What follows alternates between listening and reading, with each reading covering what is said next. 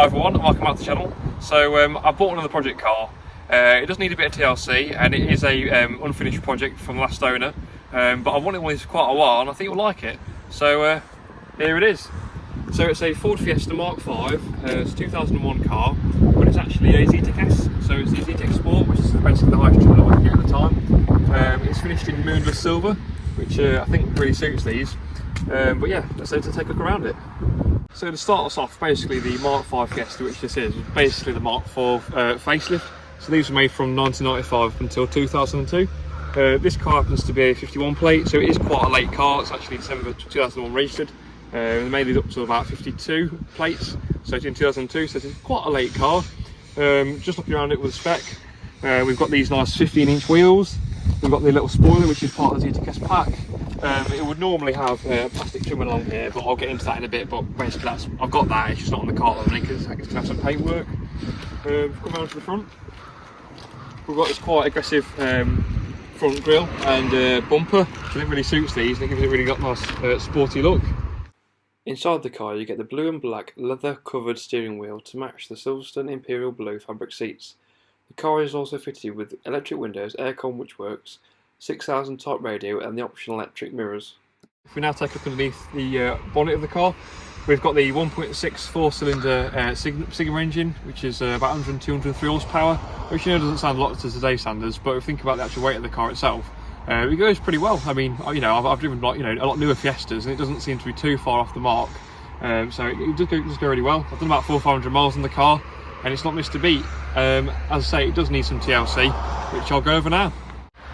So another thing I forgot to mention was the 1.6 Sigma engine in the car was actually found in lower trim levels of the car, specifically the Fiesta Freestyle, but this happens to be the highest output of this engine in the Mark 5. Another thing, the suspension was revised over normal cars, including stiffer anti-roll bars, and the brakes were actually shared with the Puma. Just going back to the springs, you can probably tell the car's sitting a little bit lower because it's actually got lowering springs, so it does actually sit quite nicely. You have to be careful over the bumps, but I think the stance is really good. So if you remember at the start of the video, I bought the car as a bit of a half unfinished project. So unfortunately, the last owner, due to unforeseen circumstances, had to give the car up and sell it. So it's basically, as you can see now, I've not washed it or done anything with it exterior wise, just so you can see how I've picked it up. I believe it was sitting in a unit or a barn for about 3 or 4 years. So someone had started it and then kind of left it for a bit, and then up until the last owner picked it up, which I think he bought it at the end of last year or the start of this year, if I remember. He's done quite a lot to it, but again, as you can see, it does still need quite a lot of work.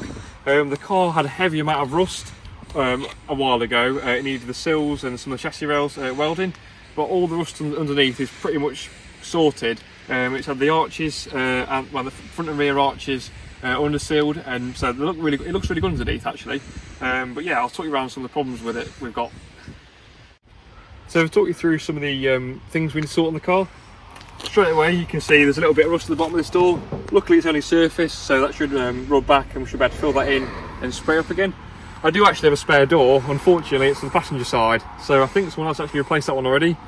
So that door's fine with no rust on it. So again, to start us off, it's just the driver's door needs a little bit of rust repair. If we come around to the front, as you can see, the front bumper, it's got a little scuff on the front there.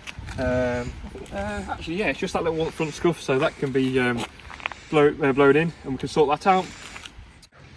As you can see along the side of the car, the only bit of plastic that's on it at the minute is just this passenger door side. I've actually got the rest of the plastic trims inside the car, but as you can see, the arches have started to be repaired. Someone's actually put us 2 new arches on here, which has done a really good job actually, so nice done to them. So we're going to spray that up and make it look really nice. Come around to the back.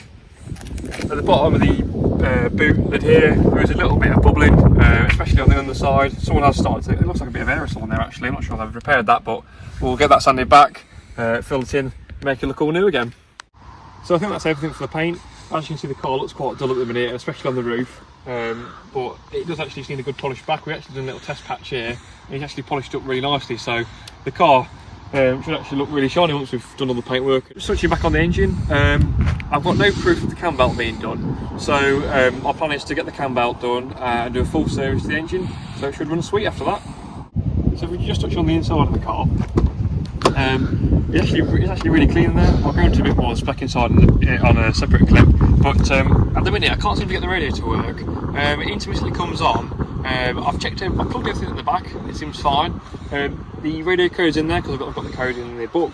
I'm not sure what it is. I'm thinking of next changing the aerial, because it is quite scabby. You can see that literally it's just disintegrated almost. So I'm hoping that does solve the problem. But apart from that, everything works inside. All the electric windows work. It's spot on. Upon editing this video, I realised I didn't film an outro to part 1 of the Fiesta project video. So I hope you all enjoy this first instalment of the Mark 5 series and let me know what you think of the car in the comments. Thanks for watching, and I'll catch you on the next one.